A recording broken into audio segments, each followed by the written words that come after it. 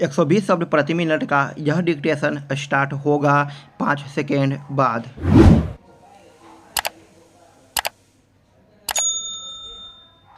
Start. यह एक अच्छा संकेत तो है कि भूजल दोहन में कमी दर्ज की गई है, लेकिन इस कमी से संतुष्ट नहीं हुआ जा सकता क्योंकि देश के कुछ राज्यों में अभी भी भूजल का जमकर दोहन हो रहा है। राजस्थान, पंजाब और हरियाणा भूजल का दोहन करने में सबसे आगे है। वहां इसके दुष्परिणाम भी दिखने लगे हैं। जल शक्ति मंत्रालय के ताज़ा आंकड़ों के अनुसार पिछले 5 साल के मुकाबले भूजल दोहन 63% से सुधरकर 60% के स्तर पर आ गया है। इसका अर्थ है कि भूजल के दोहन में मात्र 3% की ही कमी आई है। स्पष्ट है कि अभी इस मामले में और अधिक काम करने की आवश्यकता है। जहां ग्रामीण क्षेत्रों में भूजल का दोहन सिंचाई के लिए हो रहा है, वहीं शहरी क्षेत्रों में कारखाने यह काम कर रहे हैं। इसके अलावा ग्रामीण और शहरी दोनों क्षेत्रों में पेयजल के लिए भी भूजल का दोहन हो रहा है।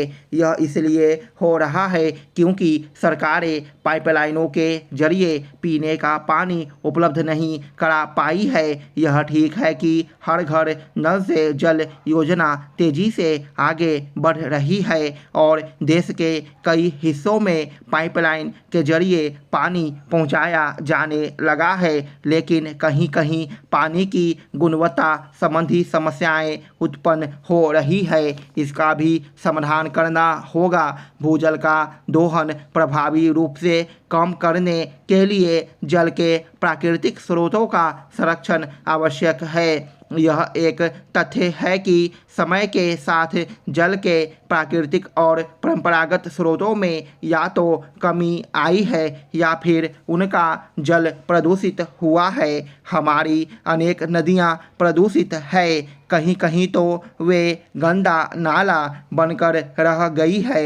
यह भी किसी से छिपा नहीं कि ग्रामीण इलाकों में तालाब अतिक्रमण का शिकार हो गए और कई स्थानों पर तो वे पूरी तरह गायब ही हो गए।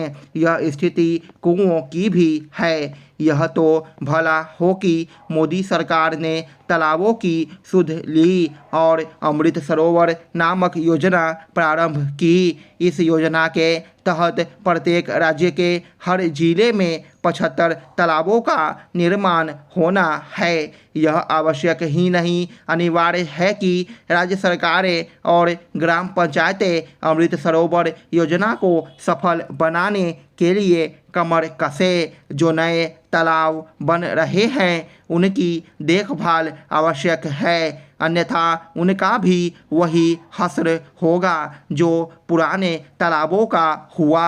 आम लोगों को यह समझना होगा कि जल के परंपरागत स्रोतों का संरक्षण आवश्यक है।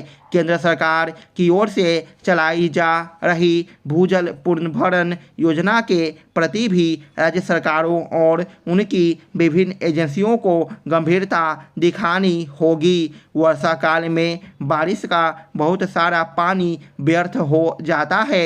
यदि इस पानी का संचय करने के साथ भूजल पुनर्भरण पर ढंग से काम किया जाए तो जल की कमी दूर करने में सफलता मिल सकती है। वंचित तबकों के बच्चों के लिए राज्य सरकारों ने 10 और डॉक्टर भीमराव अंबेडकर आवासीय विद्यालय खोलने की स्वीकृति दे दी है। ये विद्यालय 6 जिलों में खोले जाएंगे। कुछ जिलों में पहले से ऐसे विद्यालय संचालित है, वहाँ सार्थक परिणाम देखने को मिल रहे हैं। पढ़ाई और रहने की व्यवस्था निःशुल्क होने के कारण कमज़ोर वर्ग के बच्चों को गुणवत्तापूर्ण शिक्षा प्राप्त करने में सुविधा होती है। कहने की ज़रूरत नहीं कि इन बच्चों के अभिभावकों की आर्थिक स्थिति ऐसी नहीं होती कि वे निजी विद्यालयों में अपने बच्चों को पढ़ने के लिए भेज सकें। प्रतिभा होते हुए भी इनके बच्चे उच्च शिक्षा से वंचित रह जाते हैं। ऐसे में ये विद्यालय इनके लिए वरदान से कम नहीं। पिछड़े इलाकों की पहचान कर ऐसे और विद्यालय खोले जाएं तो बेहतर होगा।